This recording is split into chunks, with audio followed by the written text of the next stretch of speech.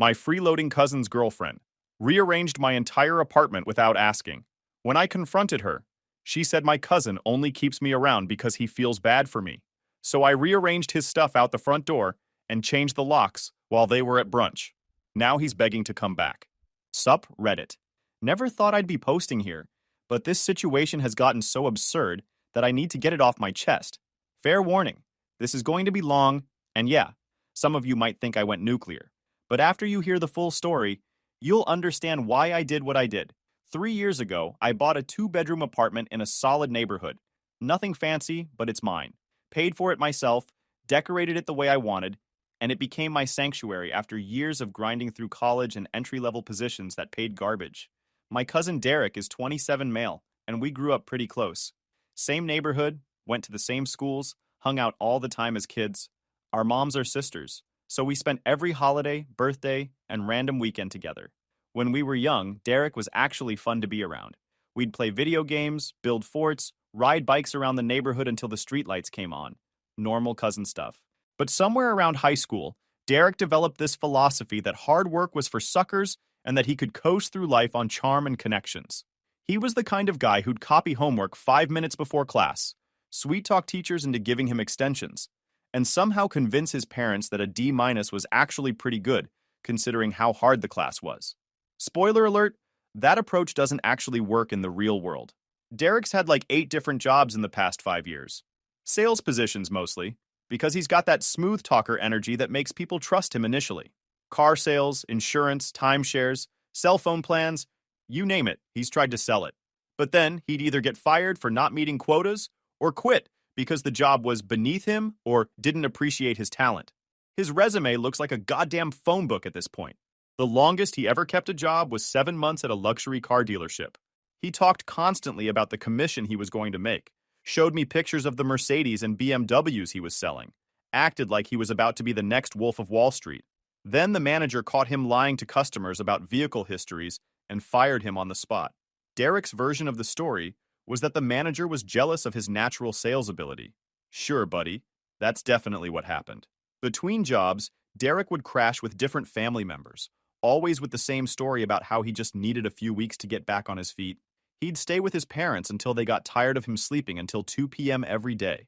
Then he'd move to his other aunt's house until she realized he was using her car without asking and racking up parking tickets.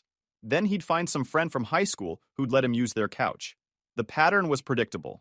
He'd wear out his welcome, move on, repeat. 6 months ago, Derek called me out of the blue. We hadn't talked much in a while. I'd been busy with work and honestly trying to distance myself from family drama. But he sounded desperate. Said he'd gotten laid off again and his roommate situation had fallen through. Asked if he could crash at my place for just a couple weeks while he figured things out. I should have said no. My gut told me to say no. Every rational part of my brain was screaming no. But we're family, right? And I had that second bedroom just sitting there, mostly used for storage and my home gym equipment. I had a weight bench, some dumbbells, a yoga mat I'd used maybe twice, and about 15 boxes of stuff I kept meaning to sort through but never did. The room was wasted space, basically. Plus, Derek caught me at a weak moment. I just finished a brutal project at work, 3 months of 60-hour weeks dealing with legacy code that someone else wrote badly, and I was feeling guilty about not being more available to family. My mom had been making comments about how I was too focused on work and forgetting where I came from. Classic parent guilt trip stuff. So I said yes. That was my first mistake. Derek moved in on a Tuesday afternoon, showed up with 2 suitcases, a duffel bag, and a cardboard box of random crap. Not exactly traveling light, but whatever. He gave me this whole speech about how grateful he was, how he'd be out in 2 weeks max, how he was already applying to jobs and had a few interviews lined up. He talked about this sales position at a tech startup that he was basically guaranteed to get. Said the guy who ran the company was a friend of a friend, and they'd really clicked during their phone conversation. The usual song and riots. I'd heard it all before from other family members who'd housed Derek, but I wanted to believe him this time. Maybe because I was the cousin he'd been close with as a kid. Maybe because I'm an idiot who can't set boundaries. Probably both. Within 3 days, it became clear that applying to jobs meant sending out maybe 2 applications a week between playing video games and sleeping until noon. Derek would wake up around 11 a.m., make himself breakfast using all my good ingredients. Not the cheap stuff, but my actual nice coffee beans, my organic eggs, my artisan bread, then settle into my couch for a marathon session of whatever shooter game was popular that month. When I'd get home from work around 6 p.m., he'd be in the exact same spot, controller in hand, surrounded by empty energy drink cans and chip bags. He'd look up, say, "Hey man, how was work?" and then immediately return to his game. No job searching, no cleaning, no meal prep. Just gaming and existing in my space. I'd ask about his job hunt, and he'd give me vague updates about applications he'd sent or interviews that were pending. When I pressed for details, he'd get defensive. "Dude, I'm handling it. Job searching is stressful enough without you interrogating me about it." But whatever. It was annoying, but tolerable. He wasn't actively making my life worse, just existing in my space like a particularly lazy roommate. I figured he'd eventually get his shit together and move out. I gave him the benefit of the doubt, kept thinking that maybe next week would be different. Maybe he just needed time to decompress from getting fired again. The first month passed, then the second month. Derek was still there, still jobless, still contributing exactly nothing to the household. He'd eat my food, use my Netflix account, run up my electricity bill with his all-night gaming sessions, never once offered to help with groceries or utilities, never cleaned up after himself beyond the bare minimum, never even bought a roll of toilet paper. I tried having conversations about it. "Hey man, I know you're going through stuff, but maybe you could chip in for groceries?" His response was always some version of, "Yeah, totally, just as soon as I get my first paycheck." Which would have been fine if he was actually trying to get a paycheck, but the job search had basically stopped entirely by week 3. My friends noticed the change in me. I stopped hosting game nights because Derek would awkwardly insert himself into everything. Stopped inviting people over for dinner because I couldn't guarantee there'd be enough food. Derek would sometimes eat ingredients I'd bought for specific recipes. Started spending more time at coffee shops and the office just to have my own space. Then, about 2 months after Derek moved in, he introduced me to Brittany. Brittany is 25F, works part-time at some boutique downtown that sells overpriced candles and home decor. The kind of place where a throw pillow costs $80 and they call it curated instead of marked up. She's got that very specific personality that makes you tired just being around her. You know the type, constantly talking about her aesthetic, her vibe, her energy, and her opinions on how everyone else should live their lives. One of those people who's watched too many interior design TikToks and thinks that makes them an expert on spatial planning and color theory. The first time I met her, Derek had given me zero warning. I came home from work on a Thursday evening, looking forward to heating up some leftover Thai food and watching the Celtics game. Instead, I walked into my apartment to find this stranger sitting on my couch, shoes off, feet up on my coffee table, scrolling through her phone like she owned the place. "Oh, hey!" Derek called from the kitchen. "This is Brittany." "Babe, this is my cousin Ryan." Brittany looked up from her phone, gave me a quick up and down assessment, and said, "Hey," then immediately went back to scrolling. No "nice to meet you." No "thanks for letting Derek stay here." No basic acknowledgement that she was a guest in someone else's home. After a few minutes of watching her not move her feet off my coffee table, I went to my room to change out of my work clothes. When I came back out, Brittany was walking through my apartment like she was conducting an inspection. Opened my cabinets, looked at my kitchen setup, wandered down the hallway peeking into rooms. Finally, she settled back on the couch and said to Derek, loud enough for me to obviously hear, "Wow, very bachelor pad energy." Derek laughed nervously. "Yeah, Ryan is pretty low-key about decor." "I can tell," she said, her voice dripping with judgment. "Like, does he know throw pillows exist? Or that you can put things on walls besides random posters?" I had artwork on my walls. Framed prints of cities I'd visited. A vintage map of Austin. Some photography a local artist sold at a market.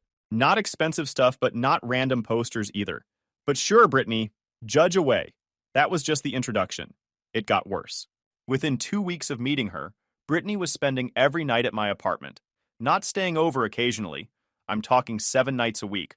All her stuff scattered around, using my bathroom products, eating my food, taking up space in my living room.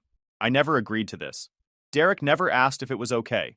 She just started showing up every evening after her shift at the boutique and wouldn't leave until the next morning.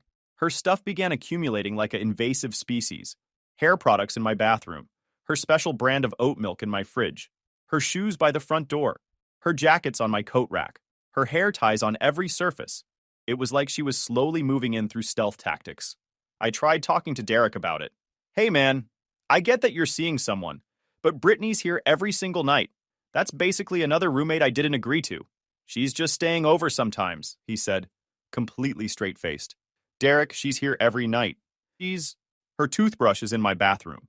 Okay, yeah, it's most nights. But it's not like she's causing problems. Except she was causing problems. My bathroom had become a product warehouse. My kitchen was full of her weird health food that I'd never eat. My living room smelled like her patchouli perfume 24/7. And most importantly, I'd never been asked if any of this was okay. Can you at least ask her to bring her own groceries? She's eating all my food. Derek promised he would. Surprise? Nothing changed. The dynamic in my apartment shifted. It wasn't just me tolerating Derek anymore. Now I was tolerating Derek and his girlfriend, who both seemed to think they were doing me a favor by existing in my space. They'd be cuddled on my couch when I got home from work, watching my TV, using my streaming services. They'd cook elaborate meals in my kitchen using my pots, pans, and ingredients, then leave me with the dishes. When I'd come home exhausted from work, they'd be in the middle of a movie and give me annoyed looks for interrupting by walking through my own living room. Brittany actually shushed me once when I was talking on the phone with my mom.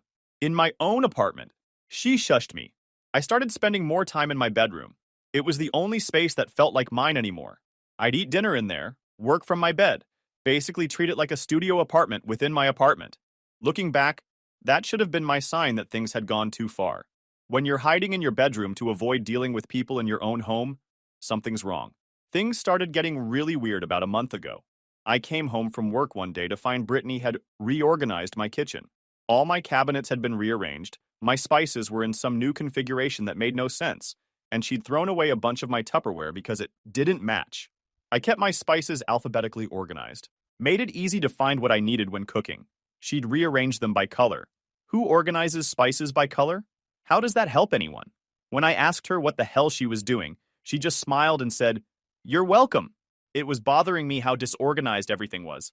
Now you can actually find things. I could find things before.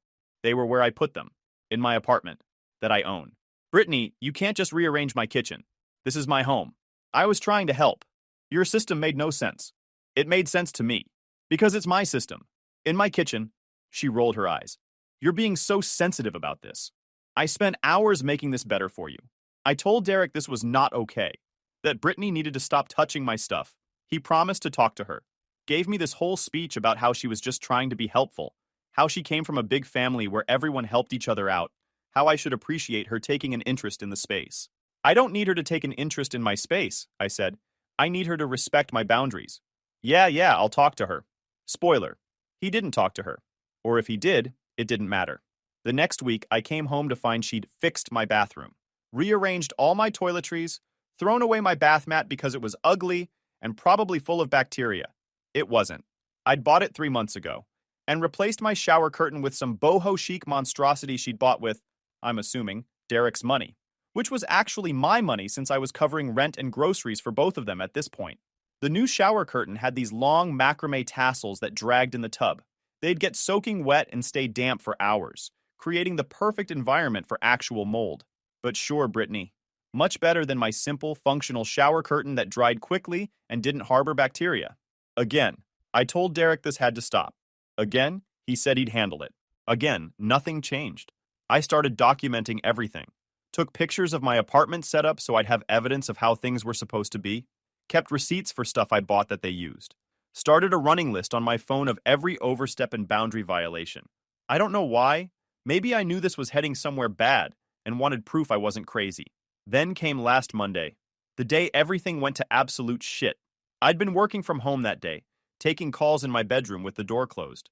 Had back-to-back meetings until about 4 p.m., client presentations, technical deep dives, the usual grind. I was mentally exhausted by the time I finished, looking forward to maybe ordering some food and zoning out for a few hours. When I finally emerged from my bedroom, I walked into my living room and literally stopped in my tracks. Everything, and I mean everything, had been moved. My couch was against a different wall, angled in a way that made the room feel smaller.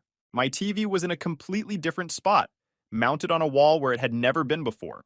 My bookshelf had been relocated across the room, with all my books rearranged by color instead of by author or genre like I'd had them.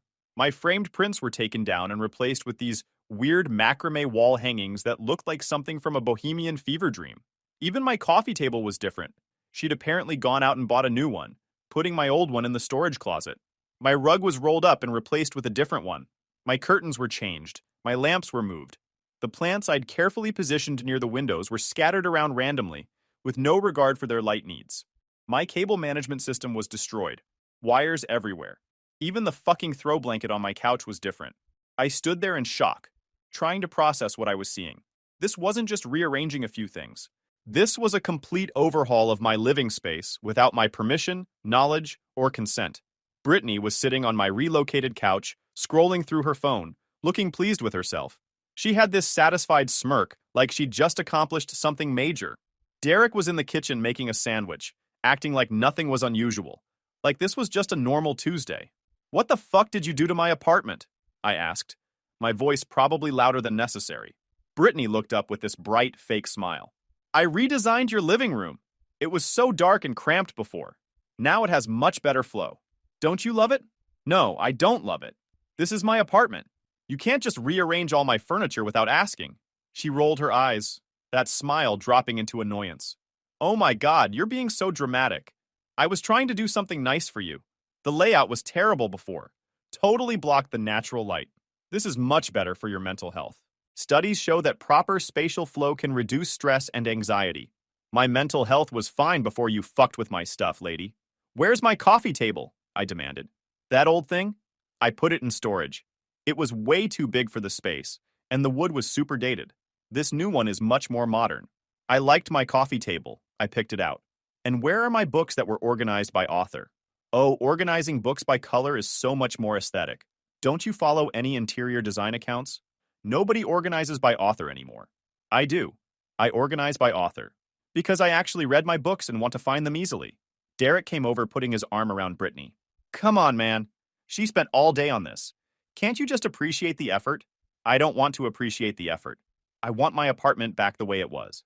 Right now." Brittany stood up, crossing her arms. "You know what?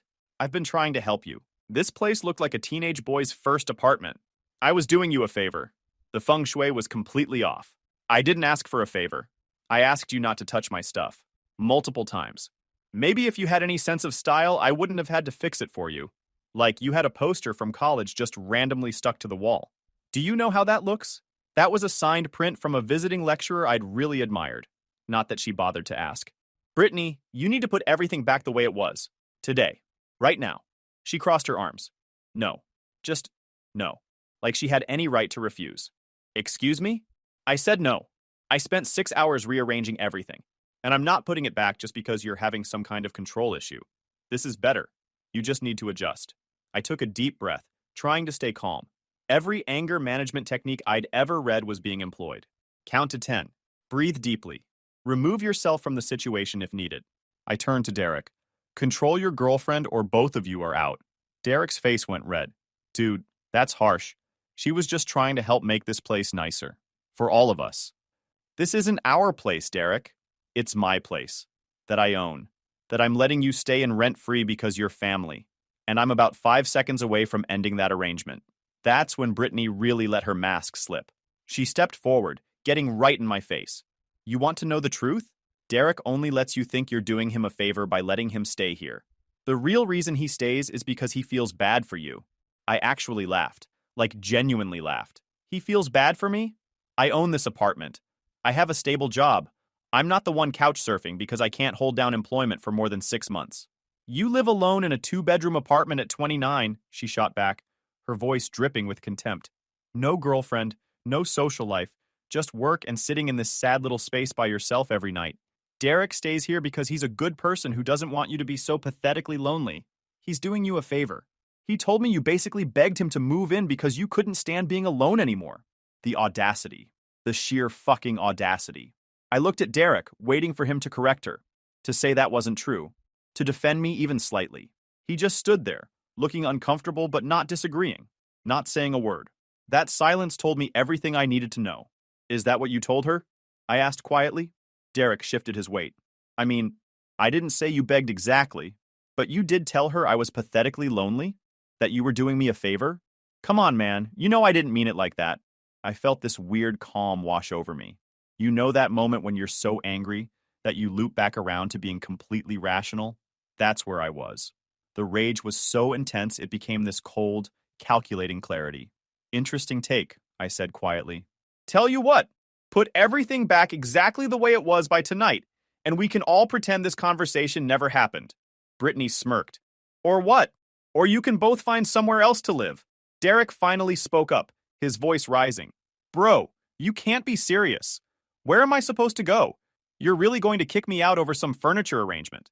I'm going to kick you out for 6 months of taking advantage of my hospitality, allowing your girlfriend to disrespect my home and insult me, and apparently telling people I'm some pathetic charity case. Yeah, that's exactly what I'm going to do. This is bullshit, Brittany snapped. You're being completely unreasonable. My apartment, my rules, and my decision is that you're both done here. I went back to my room, closed the door, and immediately started making calls. My hands were shaking, not from fear, but from that weird adrenaline you get when you finally stand up for yourself after months of being walked over. First call, locksmith. Found one that could come the next day during business hours. Scheduled them for 11 a.m. Second call, Amazon. Ordered a Ring doorbell camera with overnight delivery. Third call, my buddy James, who works in property management. Hey man, weird question. Know any movers who can work on short notice? How short? Tomorrow morning. Damn. What's going on? I gave him the abbreviated version. He whistled. About time you kicked them out. Yeah, I know a guy. Give me 5 minutes. Within 10 minutes, I had a moving crew scheduled for the next morning at 10 a.m. 3 guys, $200 for a couple hours of work. Money well spent. That night, I stayed in my room with the door locked. Could hear Derek and Brittany out in the living room, talking in low voices, probably strategizing or convincing themselves I wouldn't actually follow through. I heard Brittany's voice getting louder at one point. He's just throwing a tantrum. He'll get over it. They'd fucked around. Now they were about to find out. Around midnight, Derek knocked on my door. Ryan? Man, come on. Let's talk about this. I didn't respond. Ryan, seriously, where am I supposed to go? Still didn't respond. Fine. Be a dick about it. The next morning, Derek and Brittany announced they were going to brunch with some of her friends. Some trendy place downtown with bottomless mimosas and overpriced avocado toast that would probably take at least 2 hours round trip. Perfect. I watched from my bedroom window as they got in Derek's beat-up Honda and drove away. As soon as they turned the corner, I started executing the plan. Called James's mover contact. They showed up within 30 minutes. 3 guys in a truck, ready to work. I'd already separated what was Derek's from what was mine. His 2 suitcases, the duffel bag, the box of crap, but also all the stuff that had accumulated over 6 months. His clothes from my closet where he'd started hanging things. His toiletries from my bathroom. His gaming setup from my living room. The groceries he'd bought, all 5 items. Everything. We spent the next hour systematically removing every single item that belonged to Derek and Brittany from my apartment. Brittany's hair products, her special oat milk, her jackets, her shoes, her weird decorative items she'd scattered around. Derek's gaming chair, his controllers, his collection of energy drinks, his clothes, his shoes, all of it. The movers were efficient and non-judgmental. They'd clearly done this kind of thing before. We stacked everything neatly in the hallway outside my front door, covered with tarps in case it rained. I even included the macrame wall hangings and the new coffee table. Not mine, not my problem. While the movers were finishing up, the locksmith arrived right on schedule. Changed all my locks, front door, deadbolt, everything. Gave me 3 new keys. Installed the Ring doorbell with motion detection and 2-way audio. The whole process took about 45 minutes. The locksmith, an older guy named Rick, looked at the pile of stuff in the hallway. Roommate situation? Something like that. Been there. Changed my locks 4 times in the 90s. Good for you for standing up for yourself. By the time we were done, my apartment looked like Derek and Brittany had never been there. I rearranged my living room back to the way it was. Took some effort because Brittany had been surprisingly strong when moving my couch, and she'd scratched my hardwood floors in the process. Put my books back in order by author. Rehung my framed prints. Got my coffee table out of storage. Sat down on my couch, in my apartment, arranged exactly how I wanted it, and waited. They came back around 2:15 p.m., mimosa drunk and laughing about something. I watched on my new Ring camera as Derek fumbled with his key. Tried to put it in the lock. Didn't work. Tried again, jiggling it harder. Still nothing. What the hell? I heard him say. Then he saw the pile of stuff in the hallway. All their belongings under tarps, stacked neatly like the world's saddest yard sale. Brittany screamed, like genuinely screamed. Full-on horror movie pitch. What the fuck? She shrieked. Derek started banging on the door. Ryan! Ryan, open up! I watched on my phone sound off as they both freaked out.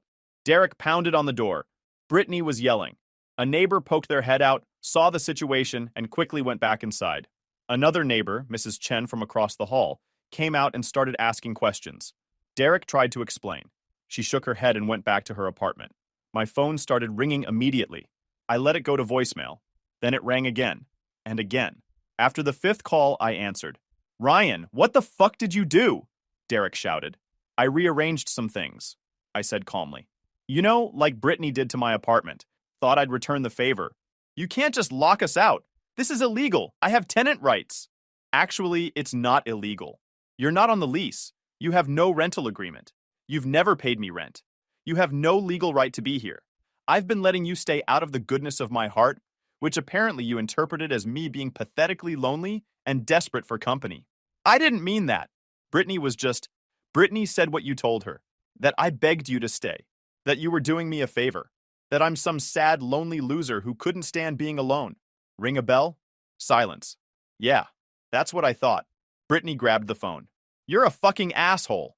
Where are we supposed to go? You can't just throw people out with no warning. I gave you a warning. Last night, I told you to put everything back and we could move forward. You chose to refuse. Actions, consequences. Welcome to adulting. This is illegal. I'm calling the cops. Go ahead. Tell them you've been squatting in my apartment without permission, rearranging my furniture, and insulting me. See how that goes. I hung up. The calls kept coming. Derek, Brittany, then other family members, as they started blasting their version of events to anyone who would listen. My Aunt Carol called, demanding I let Derek back in immediately. My Uncle Ray called, saying I was being cruel and heartless. Even my mom called within an hour, disappointed that I would treat family this way.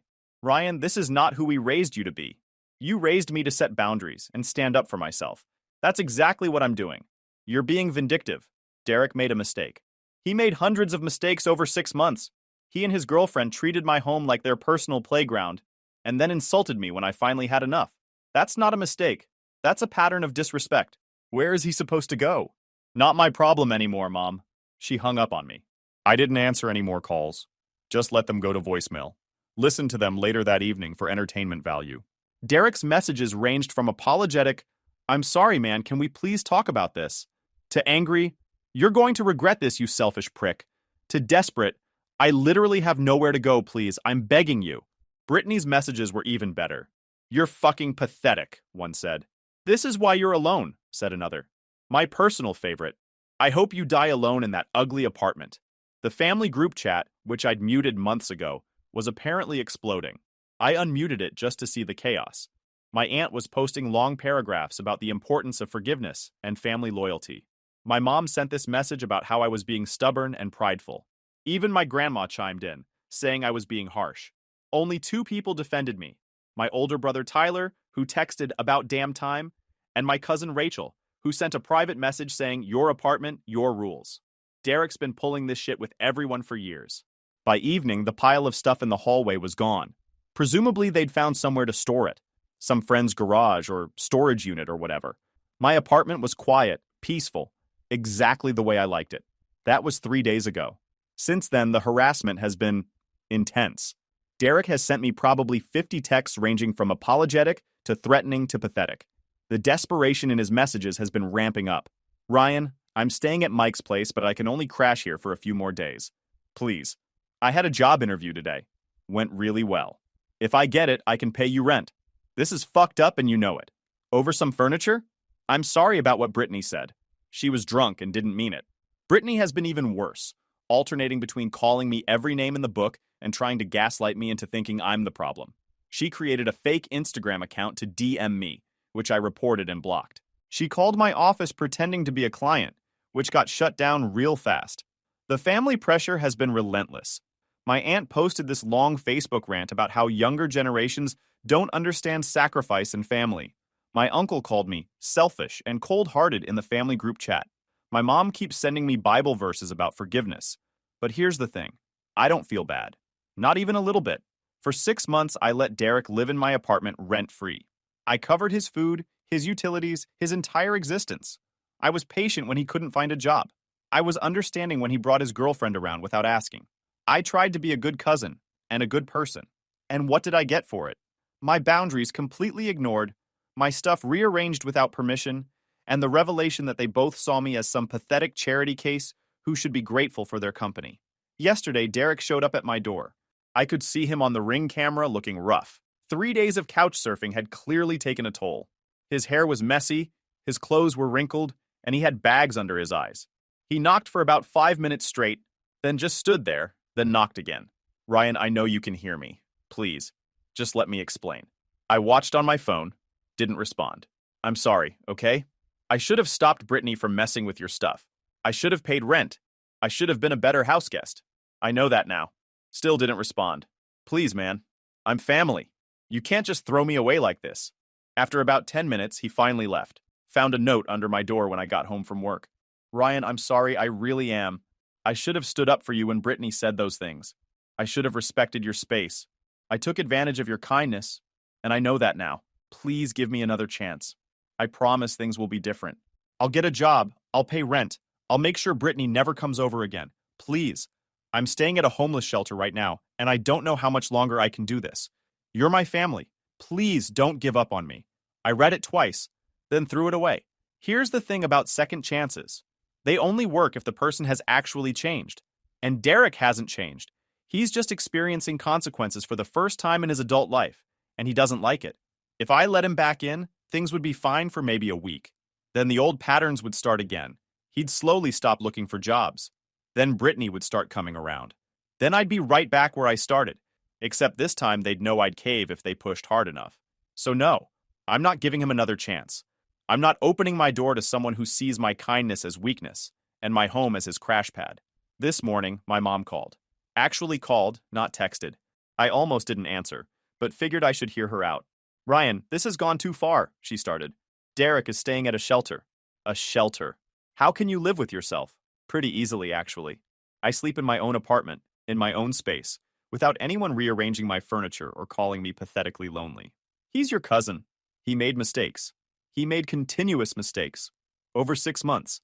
He and his girlfriend treated my home like their personal playground and insulted me when I had a problem with it. That's not a mistake. That's a pattern of disrespect. What do you want him to do? Grovel. I want him to take responsibility for his own life, instead of bouncing from couch to couch expecting other people to save him. I want him to get a stable job and keep it for more than 6 months. I want him to learn that actions have consequences. But mostly, I just want him to leave me alone. She sighed heavily. You've become so cold, Ryan. That tech job has changed you. No, Mom, that tech job gave me the means to finally set boundaries. There's a difference. She hung up on me. Look, I know how this sounds. I know some of you reading this think I'm heartless, that I should give Derek another chance, that family is supposed to stick together, that I'm being unnecessarily cruel. YouTube just dropped this new hype feature. If you're hooked on this story, smash that hype button. It tells YouTube this video deserves to blow up, and it keeps even crazier stories coming your way.